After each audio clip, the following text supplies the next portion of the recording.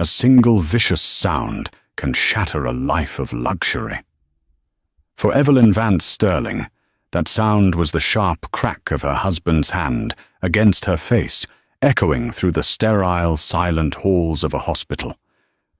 She was pregnant, vulnerable, and married to Richard Sterling, a celebrated tech millionaire who demanded perfection. That slap was not just an act of violence, it was a declaration of war. What Richard didn't know was that Evelyn was not just his wife.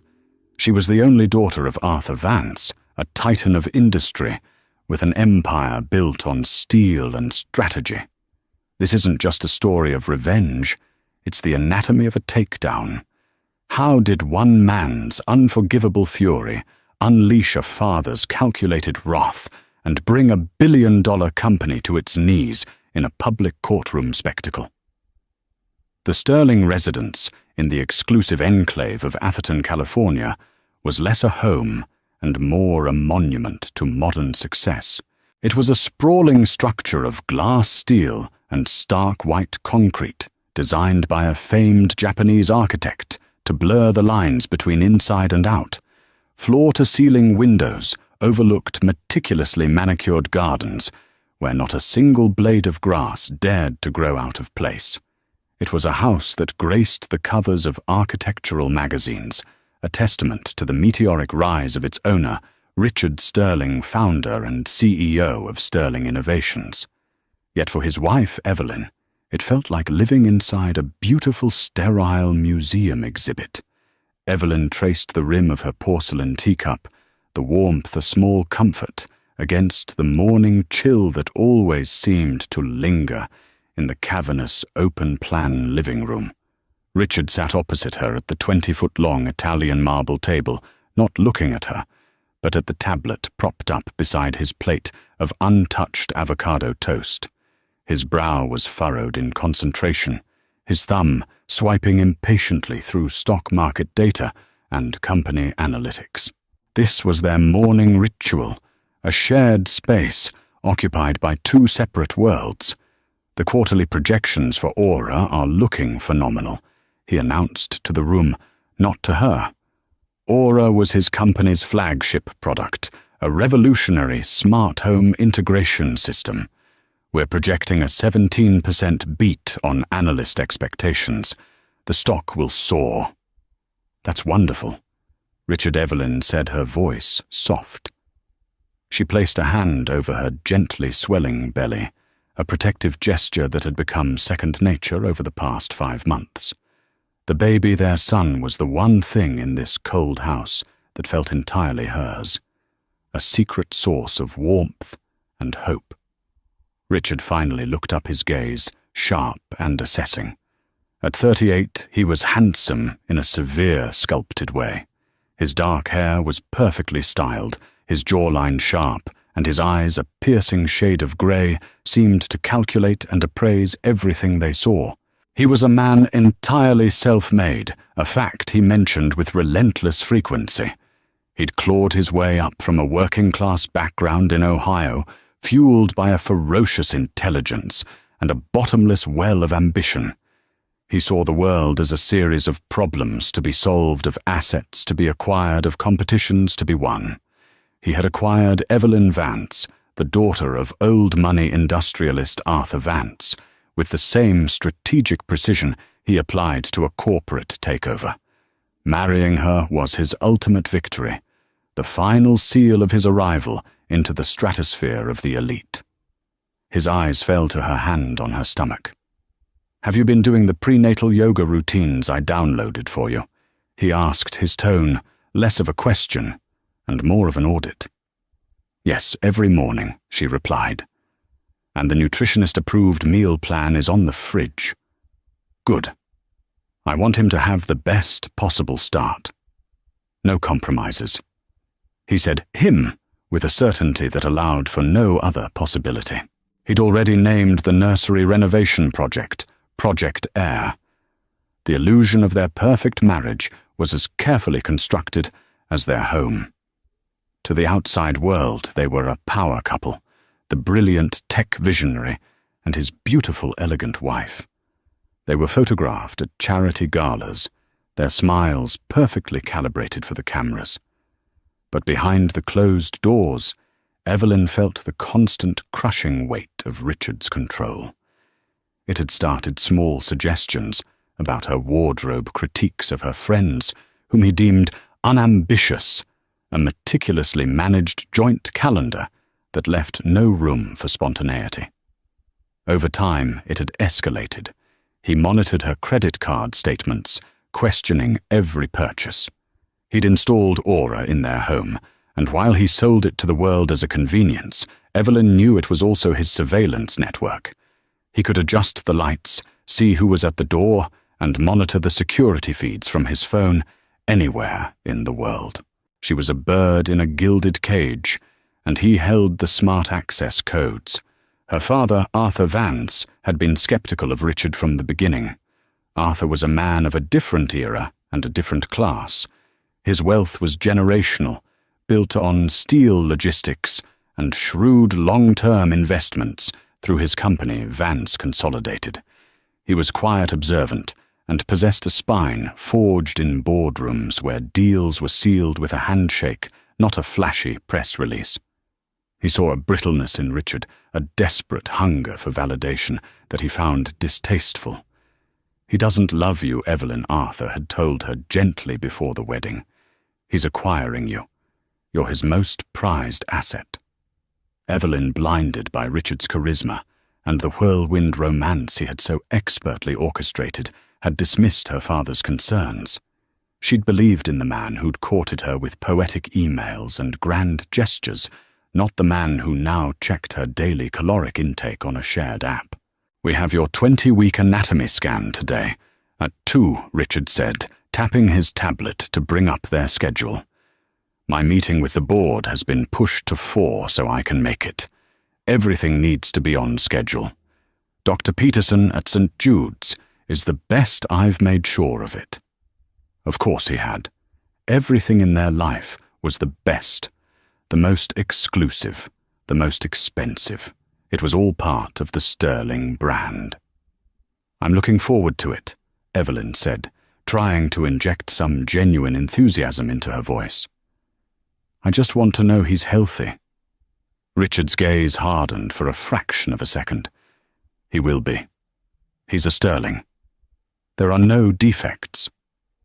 The word defects hung in the air, cold and sharp. It was a word he used often when talking about business flaws in code weaknesses in a competitor's strategy. To hear it applied even hypothetically to their unborn child sent a shiver down Evelyn's spine. The warmth from her teacup had vanished. She looked out the vast window at the perfect, unblemished garden, and for the first time, the gilded cage felt terrifyingly small, its glass walls closing in around her. The trip to the hospital, which should have been a moment of shared joy, now felt like another performance review she was destined to fail. The private maternity wing of St. Jude's Medical Center was designed to soothe. The walls were painted in soft, calming tones of seafoam green, the lighting was dim, and the air smelled faintly of lavender. It was a sanctuary of quiet anticipation, a world away from the frantic energy of the hospital's main entrance. But for Evelyn, the hushed atmosphere only amplified the sound of her own anxious heartbeat. Richard walked beside her, his hand not in hers, but resting possessively on the small of her back, guiding her as if she were a fragile, valuable object. He nodded curtly at the nurses, his smile a thin, practiced veneer of civility that didn't reach his cold grey eyes. He was playing the part of the doting, expectant father, but his grip was a constant reminder of his control.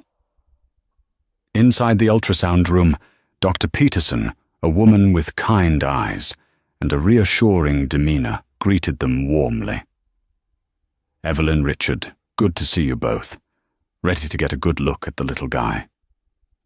The procedure began, and the sterile room was filled with the rhythmic whooshing of their son's heartbeat. It was a powerful, steady sound, a tiny drumbeat of life that momentarily washed away Evelyn's anxiety. A black and white image flickered to life on the screen above them. Evelyn's breath caught in her throat. She could see a tiny, perfect profile, a clenched fist, the curve of a spine. A wave of overwhelming love washed over her, so potent it brought tears to her eyes. Richard, however, wasn't looking at the screen with wonder. He was watching it with the intensity of an engineer studying a blueprint, searching for flaws. Everything is developing within expected parameters, correct. All limbs are present and proportional. Cranial circumference is optimal. Everything looks wonderful. Richard, Dr. Peterson, said, her smile patient. He's a very active, healthy-looking baby. Now let's take a look at the heart. The doctor spent several long minutes maneuvering the transducer, her expression growing more focused. The silence stretched thick and heavy.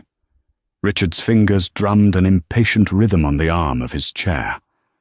Evelyn held her breath, a knot of dread tightening in her stomach. Finally, Dr. Peterson turned from the screen, her professional smile faltering slightly. "Well," she began carefully, "his heart is strong, and his structure is generally very good. However, I am seeing a small VSD, a ventricular septal defect." Richard's drumming stopped. "A what speak English, doctor?" "It's a small hole in the wall between the two lower chambers of the heart," she explained calmly. "It's actually one of the most common congenital heart conditions. In many cases, these small holes close on their own within the first year of life. We will simply need to monitor it with pediatric cardiology after he's born." Evelyn's mind raced, filled with a mixture of fear and confusion. A hole in his heart. Is he in danger? Will he need surgery? "It's very unlikely to be dangerous, Evelyn. The hole is small, and from what I can see, his blood flow is not significantly compromised. It's highly probable it will resolve itself with no intervention at all." "We just have to be watchful," Dr. Peterson reassured her. But Richard wasn't listening to the reassurance. He had fixated on 3 words: defect, condition, and hole. His face, which had been a mask of corporate calm, began to crumble.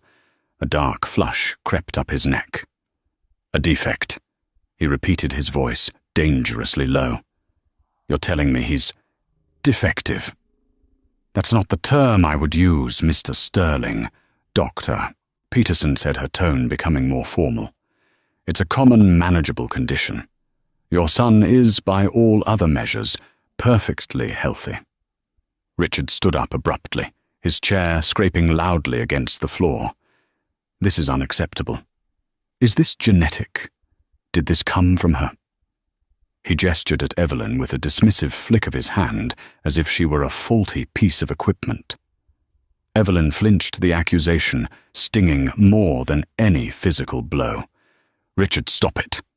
"No. I want to know. We pay for the best care, the best nutrition, the best of everything. There are supposed to be no mistakes, no imperfections." He was pacing now, a predator in a cage, his polished facade stripped away to reveal something raw and ugly beneath. Dr. Peterson stood her ground. "This has nothing to do with Evelyn's care for herself or the baby. These things simply happen sometimes. It is no one's fault." Richard ignored her. He turned his furious gaze on Evelyn, who was still lying on the examination table, vulnerable and exposed. "Did you do something? Did you eat something you weren't supposed to? Did you miss one of your supplement schedules?" "No, Richard, of course not," she whispered, her voice trembling. "You know I've been following everything perfectly." "Perfectly? Then explain this," he hissed, jabbing a finger toward the ultrasound screen. "This is a failure, a flaw in the product." The cruelty of his words, comparing their unborn son to a faulty product, finally snapped the last thread of Evelyn's composure.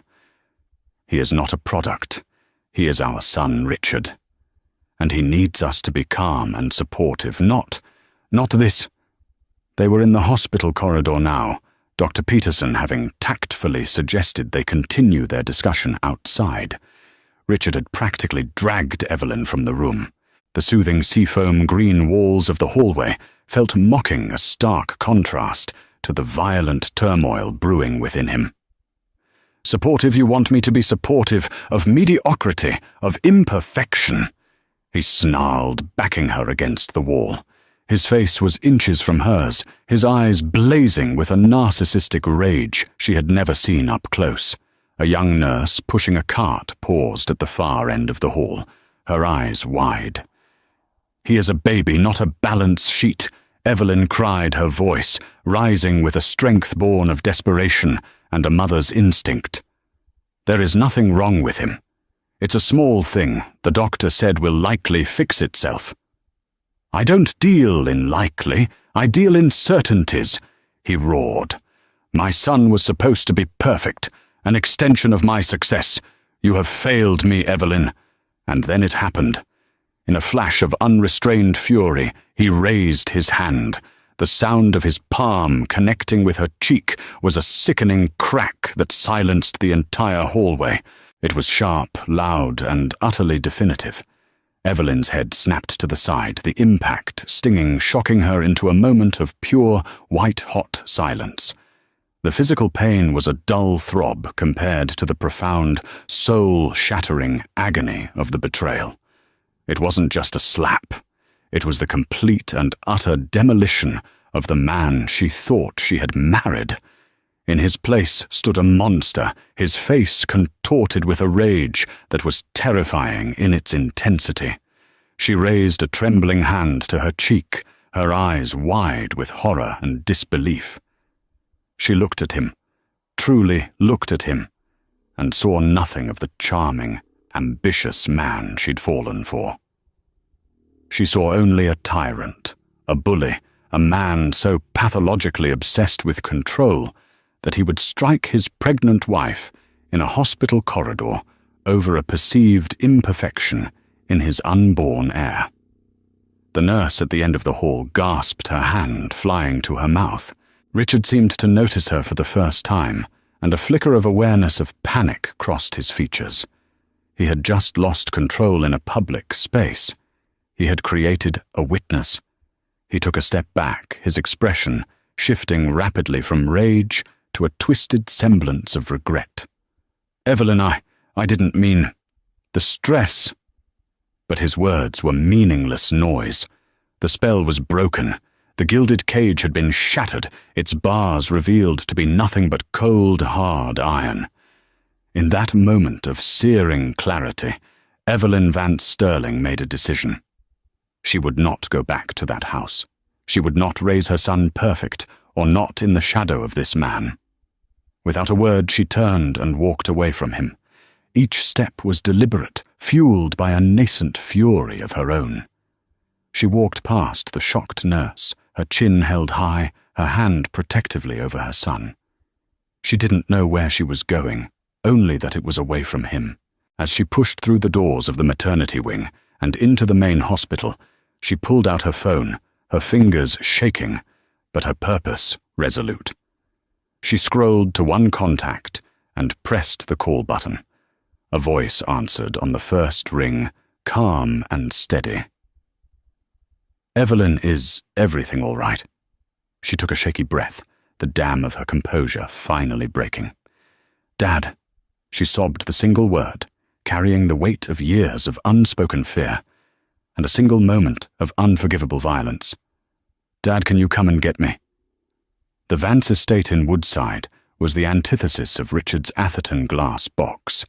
It was an old-world fortress of stone and ivy, nestled amongst acres of ancient redwood and oak trees. The property known as Oakwood had been in the Vance family for 3 generations. It exuded a sense of permanence, of quiet, unshakable strength. The long, winding driveway was a decompression chamber, leaving the frantic energy of Silicon Valley far behind. This was where Evelyn had grown up, and as the car passed through the imposing iron gates, she felt a profound sense of coming home, of seeking sanctuary. Arthur Vance was waiting for her on the grand stone steps of the main house. He was a tall, formidable man, in his late 60s, with a full head of silver hair and eyes the color of a winter sky. He wore a simple cashmere sweater and trousers, yet he commanded more presence than Richard ever could in his $1,000 bespoke suits. He watched the car approach his face, an unreadable mask, but Evelyn saw the storm gathering in his eyes. The moment she stepped out of the car, his arms were around her. He didn't speak, simply held her as the tremors she'd been suppressing finally racked her body. She buried her face in his shoulder, the familiar scent of cedar and old books filling her senses, and wept. She cried for her shattered marriage, for the fear she felt for her son, and for her own foolishness in ignoring her father's warnings. Arthur held her until the sobs subsided, his hand stroking her hair. He led her inside, past the dark wood paneling and the ancestral portraits that lined the grand hallway, and into his study. It was his command center, a room filled with leather-bound books, antique maps, and the quiet hum of power. A fire crackled in the massive stone hearth. He settled her into a deep leather armchair and poured her a glass of water, his movements calm and deliberate. Only when she was settled did he speak, his voice a low, dangerous rumble. "Tell me everything," he said, "and do not leave out a single detail." So she told him. She started with the morning, with Richard's cold obsession with projections and perfection. She recounted the tense atmosphere in the ultrasound room, the doctor's gentle explanation, and Richard's horrifying reaction. Her voice broke as she described his words. Defect. Flaw in the product. And then, her voice dropping to a whisper, she told him about the slap in the hallway, the sound of it, the sting of it, the absolute humiliation of it. She also told him about the nurse who had witnessed it all. Throughout her story, Arthur remained perfectly still, his hands steepled under his chin. He listened with an unnerving, predatory stillness. He didn't interrupt. He didn't exclaim, but Evelyn could feel the temperature in the room plummeting. The quiet, contained man she knew was gone, replaced by the ruthless titan of industry who had crushed competitors and orchestrated hostile takeovers. The formidable CEO of Vance Consolidated was now focused on a singular new target, Richard Sterling. When she finished, a long, heavy silence filled the room, broken only by the crackling of the fire. Arthur rose from his desk and walked to the large window overlooking the gardens. For a moment, he just stared out at the ancient oaks, their branches like strong, protective arms. "The prenuptial agreement he had you sign is formidable," Arthur said, his back still to her. "His lawyers were very thorough. It protects his assets, his company, his stock options. It leaves you with a settlement that for him is the equivalent of pocket change." Evelyn's heart sank. She had known the prenup was ironclad. Richard had presented it as a simple necessity of modern wealth management. "I don't care about his money, Dad. I just want out. I want to be safe, and I want my son to be safe." Arthur turned from the window, and the look in his eyes was chilling. It was the look of a general planning a campaign. "Oh, we will get you out, and you and my grandson will be safe. But you misunderstand me, Evelyn. I am not concerned with his money. I am going to take something far more valuable from him. I am going to take his company. I am going to dismantle the very thing that defines him piece by piece until he is left with nothing but the public humiliation he deserves." The sheer audacity of the statement shocked her. But how Sterling Innovations is worth billions. He's a media darling. "Media darlings burn the brightest right before they flame out," Arthur said coldly. He built his empire on a perception of flawless, aggressive success. We are going to systematically tear that perception apart. He has committed 2 unforgivable sins tonight. First, he laid a hand on my daughter. Second, he did it in a place with witnesses. He has given us the one thing I needed, a righteous cause and a public stage. He crossed the room to his desk and picked up the phone, pressing an intercom button. "Helen, please get Jessica Thorne on the line. I need her at the estate within the hour." Jessica Thorne was the head of litigation for Vance Consolidated. She was a brilliant, razor-sharp attorney in her early 40s, known for her tenacity and her ability to find leverage where none seemed to exist. She was Arthur's weapon, and he was about to aim her directly at Richard Sterling. "What are you going to do?" Evelyn asked, a tremor of fear and awe in her voice. Arthur sat down opposite her, taking her hands in his. His grip was firm and reassuring. "First, Jessica will file for an emergency restraining order and initiate divorce proceedings. The grounds will be irreconcilable differences, citing domestic violence. The hospital incident and our key witness, the nurse, will be the cornerstone. This moves the battle into the public domain, immediately tarnishing his carefully crafted image." He continued, laying out his strategy with cold precision. "Second, I am going to call in some favors. Sterling Innovations has several major enterprise contracts. I happen to know the CEOs of 2 of their biggest clients personally. I will have a quiet word, express my familial concern about Richard's stability. A COO who is publicly accused of striking his pregnant wife is a volatile asset. It creates uncertainty. Boards of directors despise uncertainty. Third, he went on his eyes like chips of ice. We investigate. Richard's rise has been too fast, too perfect. Men like him, men obsessed with image, and who have a pathological fear of failure, often cut corners. They inflate numbers, they bend rules, they hide skeletons. We are going to hire the best forensic accounting firm in the country. We are not going to look for a needle in a haystack. We are going to burn the entire haystack down and see what metal is left in the ashes." Evelyn stared at her father, mesmerized by the sheer, calculated ferocity of his plan.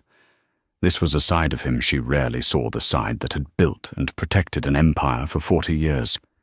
It was terrifying, and it was the safest she had felt all day. He wasn't just planning a divorce, he was planning an obliteration. "He will fight back," Evelyn whispered. "He's ruthless." "Yes, he is." Arthur agreed, a flicker of something that looked like respect for a worthy adversary in his eyes. "He is a shark who smells blood in the water. But he has forgotten one thing." Arthur leaned forward, his voice dropping to a low, guttural promise. "I am the water." The first salvo in Arthur Vance's war was fired less than 24 hours after Evelyn arrived at Oakwood. The news broke on a Tuesday morning, hitting the financial world like a thunderclap. It wasn't a press release or a corporate announcement, but a carefully leaked court filing that appeared on a prominent tech industry blog.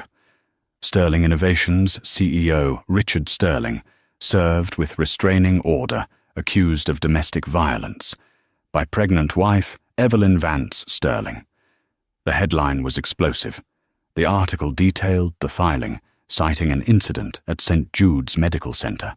It was sparse on details, but heavy on implication. Within an hour, it was picked up by every major news outlet.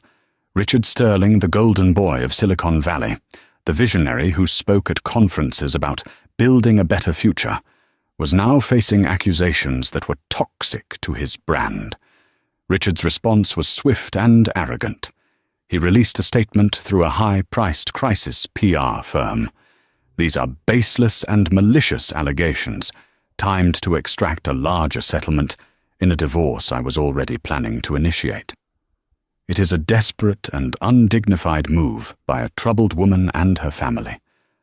I look forward to clearing my name and focusing on the continued innovation at my company. He thought it was a battle for money to be fought with lawyers and publicists. He had no idea it was a battle for his corporate survival. At the Vance estate, the study had been transformed into a war room. Jessica Thorne, a woman with sharp features and an even sharper mind, moved with an air of controlled urgency. She was flanked by a team of junior lawyers while Evelyn sat quietly by the fire, a witness to the deconstruction of her own life. "His statement is a mistake," Jessica said, tapping the screen of her laptop. "He's attacking Evelyn's character, calling her troubled. That opens the door for us to introduce evidence of his controlling behavior to counter his narrative. The monitoring of her expenses, the Aura system, logs his restrictive dietary plans for her. It all paints a picture." Arthur nodded, his eyes fixed on the chessboard he had set up near the window. "He's arrogant. He believes his own press. He sees this as a domestic squabble. He has no idea what's coming for his business." The second phase of Arthur's plan was already in motion. He made 2 phone calls. The first was to Walter Chen, the aging CEO of a massive logistics corporation, Comstock Freight, that had recently signed a $100 million contract to overhaul their systems with Sterling's Aura technology. The second was to the board of directors of a major retail chain, an early and significant investor in Sterling Innovations. Arthur didn't make threats. He didn't need to. He simply expressed his profound personal disappointment and concern over the leadership stability at Sterling Innovations. He spoke of risk of brand association, of fiduciary duty to shareholders. He planted seeds of doubt, watered them with his immense credibility, and then hung up the phone. The effect was not immediate, but it was insidious. Whispers started in boardrooms. Analysts began asking cautious questions on earnings calls. The stock of Sterling Innovations, which had been on a relentless upward trajectory, wobbled. It dropped 2%, then 3%. It was a small dip, but it was the first sign of blood in the water. Meanwhile, the third and most crucial phase of the attack was underway. Arthur had hired Kroll, the world's premier corporate investigations and risk consulting firm. A team of forensic accountants, former FBI agents, and data analysts descended on the case. They were given a simple directive: find the rot. Their first target was the prenuptial agreement. Jessica's team read and reread the 100-page document, searching for any weakness. It was, as Arthur had noted, a fortress. It had been designed by a team of the most ruthless lawyers in the country. It explicitly shielded all of Richard's assets, his company stock, and any appreciation in their value during the marriage. "It's brutal," Jessica admitted to Arthur one evening. "He has a clause in here that waives Evelyn's rights to any community property derived from his business efforts. Legally, she's entitled to almost nothing beyond the stipulated settlement." He saw her as a temporary accessory from day one.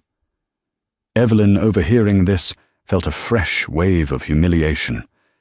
It wasn't the money she cared about, but the cold, premeditated nature of it all. It proved her father right. She had been an acquisition. "Forget the prenup for now," Arthur commanded. "It's a distraction. Look at the company. Look at his financials. A man who lies to his wife is a man who lies to his shareholders." The Kroll team began a deep dive into Sterling Innovations' public filings. For weeks they found nothing. The company's growth seemed spectacular but legitimate. Their revenues, their user acquisition, costs, their profit margins, it all seemed to be in order. Richard's lawyers were stonewalling their requests for discovery in the divorce case, using the prenup as a shield to claim his business financials were irrelevant to the proceedings. The breakthrough came from an unexpected source. It wasn't in a balance sheet or an SEC filing. It came from a disgruntled former employee. The investigators, casting a wide net, had been interviewing people who had left Sterling Innovations over the past 2 years. Most were bound by strict non-disclosure agreements, but one, a mid-level software engineer who had been fired 6 months prior, was bitter enough to talk. He told them about a project codenamed Project Daedalus. He explained that Sterling Innovations was preparing to launch a new line of enterprise-level security hardware. The market anticipation for this product was immense and was a major factor in the company's soaring stock valuation. He claimed that Richard had been promising investors and clients a launch date that was wildly optimistic. The hardware, the engineer alleged, was riddled with bugs and critical security vulnerabilities. Richard knew this, but he was pushing forward anyway, planning to fix the issues with software patches after the launch. He was cooking the roadmap, not the books, the Kroll team leader reported to Arthur and Jessica. He's selling a future he knows he can't deliver on time. He's deliberately misleading investors and the market about the readiness of his next big product to keep the stock price inflated. It was a crack in the armor. It wasn't fraud, not yet, but it was a clear case of deception. "This gives us leverage," Jessica said, her eyes gleaming. "We can use this in the divorce proceedings. We can argue that his true financial picture is not what it seems, that he has inflated the value of his assets through deceptive practices. It might be enough to convince a judge to look past the prenup and allow wider discovery." Just as this new front was opening up, Richard made another arrogant mistake. He agreed to a live television interview on a major financial news network to address the baseless rumors and project an image of strength. On screen, he was confident and charming. He dismissed the divorce as a private matter, a painful but separate issue from his professional life. "Sterling Innovations is stronger than ever," he declared, looking directly into the camera. "And our next product launch, Daedalus, will revolutionize the industry in the 4th quarter of this year. I can personally guarantee it." In the study at Oakwood, Arthur Vance watched the screen, and a slow, cold smile spread across his face. "He just lied," Arthur said quietly, "to millions of people. He just committed securities fraud on national television." Jessica Thorne was already on her phone, dialing her team. "Get a transcript of that interview. Every single word. We've got him." Richard thought he was fighting a war for public opinion. He was about to find out he was actually fighting for his freedom. The Sterling deception was beginning to unravel. Richard Sterling's television appearance was, by all public measures, a resounding success. The company's stock, which had been faltering, stabilized and even ticked up a percentage point. His confident pronouncements about Project Daedalus reassured nervous investors. He had weathered the initial storm of the divorce announcement and felt untouchable, cocooned within his fortress of wealth and legal protections. He celebrated that night by opening a $1,000 bottle of wine alone in his sterile mansion, believing he had outmaneuvered the old, slow-moving Arthur Vance. He was dangerously wrong. The interview was not the end of the matter. It was the ammunition Arthur's team had been waiting for. Jessica Thorne immediately filed a motion in family court. It was a masterful piece of legal maneuvering. She argued that Richard's public financial statements could no longer be trusted. She contended that by guaranteeing a product launch he knew was technologically unfeasible on the stated timeline, he had artificially inflated the value of the marital estate. Therefore, the prenuptial agreement, which was predicated on a full and honest disclosure of assets at the time of signing and during the marriage, was potentially voidable due to fraudulent misrepresentation.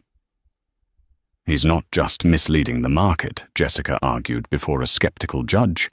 "He's misleading this court about the true, stable value of his holdings. We cannot have a fair and equitable division of what little marital property exists if one party is actively engaged in what amounts to a corporate shell game. We demand full discovery of all internal documents related to Project Daedalus." Richard's lawyers fought back furiously, calling the motion a baseless fishing expedition. But the seed of doubt had been planted. the judge intrigued by the audacity of the claim, and Jessica's compelling arguments did not grant full discovery, but approved a limited targeted inquiry into the Daedalus project's internal timeline and testing reports. It was the crack in the dam Arthur had been waiting for. Simultaneously, the fallout from Arthur's quiet phone calls began to cascade.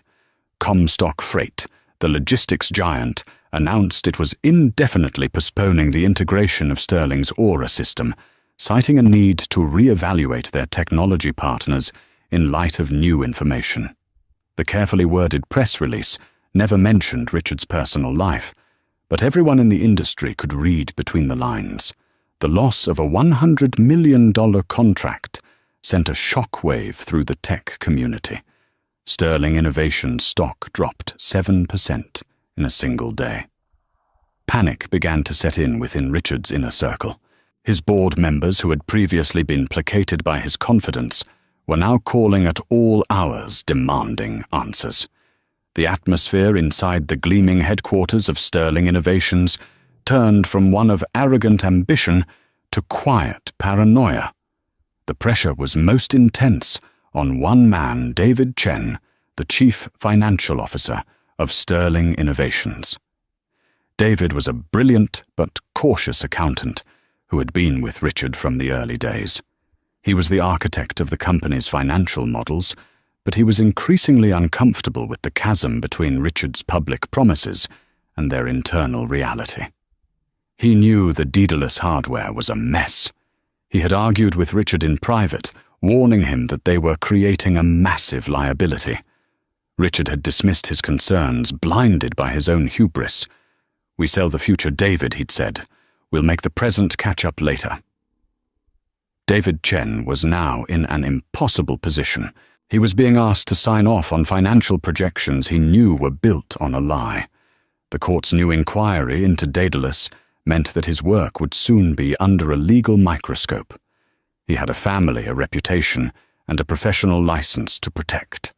His loyalty to Richard was rapidly being eroded by his instinct for self-preservation.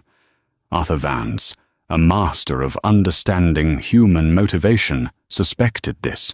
He didn't need to bug the company. He just needed to apply the right pressure and wait for the weakest link to break. Through a discreet third-party investigator, he had a message conveyed to David Chen. It was simple and unattributed. The first person to cooperate often gets the best deal. The message landed on fertile ground. That night, David Chen sat in his home office, staring at a spreadsheet that projected the launch of Daedalus. It was a work of fiction, a fantasy of numbers he had been ordered to create. He thought of the potential consequences: shareholder lawsuits, an SEC investigation professional, ruin, even prison. He then thought of the anonymous message. He made a decision. Using a prepaid burner phone, he placed a call to a number he had been given.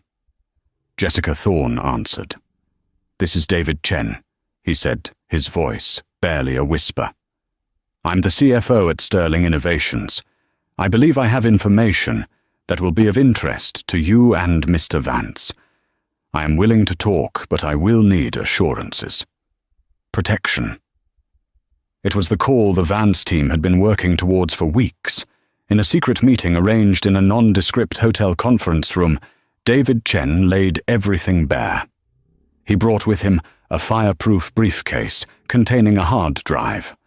On it were the real internal R&D reports for Project Daedalus, a litany of failed tests, critical security flaws, and realistic timelines that projected a launch that was at least a year, possibly 2, behind Richard's public promises.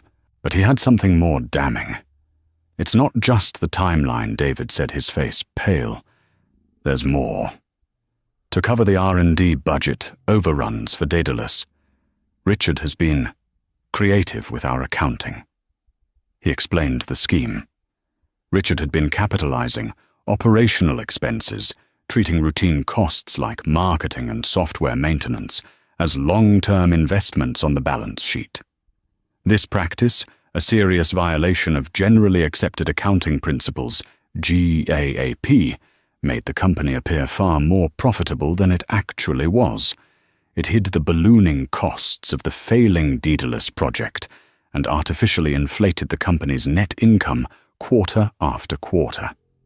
This was the smoking gun. This wasn't just misleading investors. It was outright financial fraud. Richard Sterling hadn't just lied on television. He had built his entire empire on a foundation of lies. The deception ran to the very core of his company. Jessica Thorne looked at the documents David provided her expression, a mixture of disbelief and grim satisfaction. She knew she was holding a corporate death warrant. She immediately put in a call to her contact at the Securities and Exchange Commission, the SEC. While Richard Sterling was busy with his lawyers trying to limit the scope of the family court's inquiry into Daedalus, a far more dangerous and powerful storm was gathering. He was so focused on the public battle with his wife that he never saw the corporate annihilation that was about to befall him. The cracks in his empire were no longer just visible. They were about to bring the entire structure crashing down. The setting was a family courtroom in San Mateo County, a place that usually dealt with custody disputes and asset divisions, not the intricate details of corporate fraud. Richard Sterling arrived with his legal team looking immaculate in a charcoal grey suit. He projected an air of weary confidence, the powerful CEO inconvenienced by a messy domestic affair. He believed his legal team had successfully contained the damage, limiting the Daedalus inquiry to a few heavily redacted documents. He was expecting a routine hearing to dismiss Jessica Thorne's frivolous motion. He was walking into an ambush. Evelyn sat beside Jessica, her quiet composure a stark contrast to Richard's arrogance. She looked directly at him, not with hatred or fear, but with a cool detachment that seemed to unnerve him more than any outburst would have. Her father, Arthur Vance, was not in the courtroom. He had no need to be. His work was already done. The hearing began, and Richard's lead attorney argued forcefully that the Daedalus documents were trade secrets irrelevant to the divorce, and that their release would irreparably harm Sterling Innovations and its shareholders. Then it was Jessica Thorne's turn. She stood calm and collected and addressed the judge. "Your Honor, Mr. Sterling's counsel is correct about one thing. This is about more than just a product timeline. It is about a fundamental pattern of deception that goes to the very heart of this case and Mr. Sterling's credibility. And we have a witness who can speak directly to this deception." She turned to the back of the courtroom. The petitioner calls Mr. David Chen to the stand. A murmur went through the room. Richard Sterling's head snapped towards the entrance. His face went white as he saw his own chief financial officer, the man who knew all his secrets, walking purposefully toward the witness stand. The mask of calm shattered, replaced by a look of pure, unadulterated panic. His lawyers scrambled, objecting furiously, but the judge, her interest now intensely piqued, overruled them. "I want to hear what Mr. Chen has to say." For the next 2 hours under Jessica's precise and methodical questioning, David Chen calmly and clearly eviscerated Richard Sterling's empire. He testified about Project Daedalus, confirming that Richard knew the product was nowhere near ready and had deliberately misled the public and investors. He produced the internal reports which were entered into evidence, starkly contrasting with Richard's public statements. Then Jessica moved in for the kill. "Mr. Chen," she asked, her voice ringing with authority, "was this pattern of deception limited to the Daedalus project?" "No." David replied, his voice steady. "It was not." He then detailed the accounting fraud. He explained in simple terms for the court how Richard had ordered him to improperly capitalize operational expenses. He presented spreadsheets, the real ones, that showed how the company's reported profits were a fiction designed to hide massive cost overruns and prop up the stock price. So to be clear, Mr. Chen. Jessica summarized, Sterling Innovations was not as profitable as it claimed to be. That is correct, David said. It was in fact bleeding money. And Mr. Sterling was aware of this. He orchestrated it. Richard was visibly unraveling at the defendant's table. He was whispering furiously to his lawyers, his face slick with sweat. He had built his identity on the perception of being a flawless genius, a winner. And now, in a quiet family courtroom, his own CFO was methodically exposing him as a fraud and a liar. But Jessica wasn't finished. She had one final devastating blow to deliver. "Your Honor," she said, turning back to the judge, "this testimony is not only relevant to this case, demonstrating a clear pattern of fraudulent misrepresentation that should invalidate the prenuptial agreement, but it is also now a matter for another jurisdiction." As if on cue, the courtroom doors opened again. Two individuals in dark suits entered and stood at the back. They were not lawyers. Their badges identified them as agents from the Securities and Exchange Commission. A third person, a reporter from the Wall Street Journal who had received an anonymous tip, slipped in behind them. Richard's lawyer leaped to his feet. "Your Honor, what is the meaning of this? This is a private family matter." It stopped being a private matter, counsel, the judge said, her voice laced with ice, when your client allegedly began defrauding shareholders. It seems the consequences of Mr. Sterling's actions are no longer confined to this room. The full scale of the trap was now apparent. This was never just about the divorce. The family court was simply the stage Arthur Vance and Jessica Thorne had chosen for the public execution of Richard Sterling's career.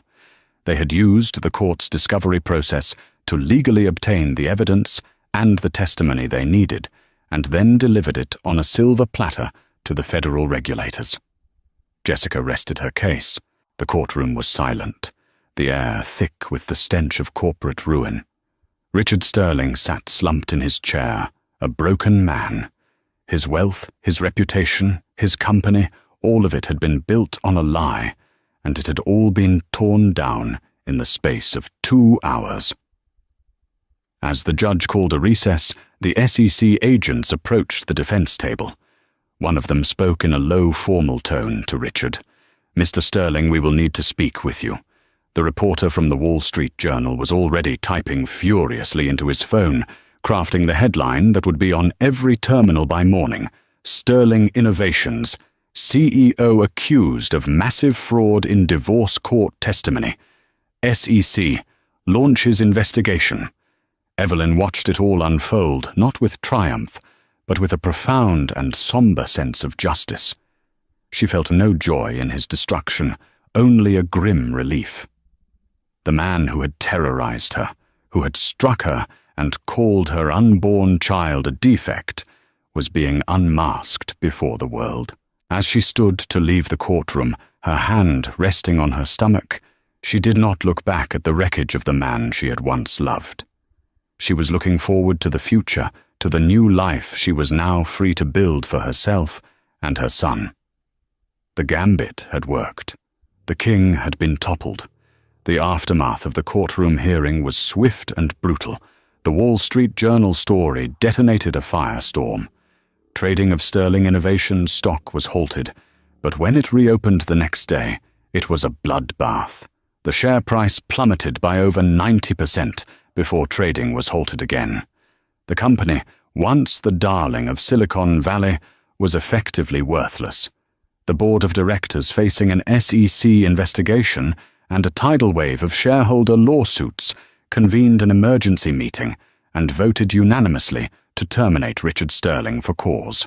He was escorted from the building. He built a box of his personal effects in his hands, a pariah in the world that had once worshipped him. The legal battles ahead for him were immense: a federal investigation by the SEC, a likely criminal inquiry by the Department of Justice for securities fraud, and a litany of civil suits that would strip him of whatever remained of his personal fortune. The divorce, by comparison, became a footnote. With the prenuptial agreement rendered void by the evidence of his fraud, Richard's lawyers, recognizing the futility of a fight, quickly agreed to a settlement. Evelyn wanted nothing for herself, but insisted on establishing a substantial, untouchable trust fund for their son. The Atherton mansion, now a monument to a spectacular downfall, was sold to cover legal fees. 6 weeks later, in the quiet, peaceful environment of St. Jude's Hospital, the very place her old life had ended, Evelyn gave birth to a healthy baby boy. She named him Nicholas Arthur Vance. She held him in her arms, marveling at his tiny fingers and the soft tuft of dark hair on his head. The pediatric cardiologist who came to check on him smiled. The small hole in his heart, the so-called defect that had triggered Richard's rage, was already beginning to close on its own, just as Dr. Peterson had predicted. He was in every way that mattered perfect. Arthur Vance was the first visitor. The formidable titan of industry melted at the sight of his grandson. He held the baby with a tenderness Evelyn had not seen in years, his eyes, usually so sharp and calculating, becoming soft with emotion. "He looks like you," Arthur said, quietly, his voice thick. "He has your strength," Evelyn replied, smiling. They didn't speak of Richard. There was no need. His name had evaporated from their lives, a ghost of a past that no longer held any power. In the months that followed, Evelyn discovered a strength and independence she never knew she possessed. She moved out of her father's estate and into a beautiful, comfortable home of her own, in a quiet neighborhood, a place filled with light and warmth, not cold glass and steel. She focused on being a mother, finding a deep, abiding joy in the simple rhythms of Nicholas's life. But she also felt a new sense of purpose. Her experience had opened her eyes to the hidden terror that many women face behind closed doors, often without the resources she was so fortunate to have. With her father's guidance and a significant portion of her settlement, she established the Vance Foundation for Women and Children. Its mission was to provide legal aid shelter and financial support for victims of domestic abuse, helping them escape and rebuild their lives. She became a passionate, articulate advocate, using her story not for pity, but to empower others. One sunny afternoon, about a year after Nicholas was born, Evelyn was in a park, pushing him on a swing. He was giggling, his little legs kicking with delight. Her phone buzzed. It was a news alert. Richard Sterling had just been sentenced to 10 years in federal prison. She read the headline, took a deep breath of the fresh, clean air, and then put the phone away. She felt nothing, not anger, not satisfaction, not even pity. He was simply a chapter in her life that was now closed, a story that was over. The sound of her son's laughter was the only thing that mattered. Arthur Vance had once promised to take away the thing that defined Richard Sterling. He had succeeded. But in the process, Evelyn had found the one thing that would forever define her, not as a wife or a daughter or a victim, but as a mother, a survivor and a beacon of hope for others. The sun was warm on her face. Her son was laughing, and for the first time in a very long time, she was completely and utterly free. Evelyn's story is a powerful reminder that true strength isn't found in a stock portfolio or a magazine's cover, but in the courage to walk away from a life that is breaking you. It's about the fierce, protective love of a father and the incredible resilience of a woman who turned her deepest pain into her greatest purpose. Richard Sterling lost an empire built on lies, but Evelyn Vance built a new world for herself, and her son founded on truth, courage, and compassion. Her journey from a gilded cage to a life of freedom and advocacy shows us that even after the most devastating storms, a new dawn is always possible. If you were moved by Evelyn's fight for justice and her new beginning, please show your support. Hit that like button to let us know this story resonated with you. Share it with someone who needs to hear a story of resilience. And most importantly, subscribe to our channel and ring the bell so you don't miss our next deep dive into stories that matter. Your support helps us bring more compelling narratives like this to light. Thank you for listening.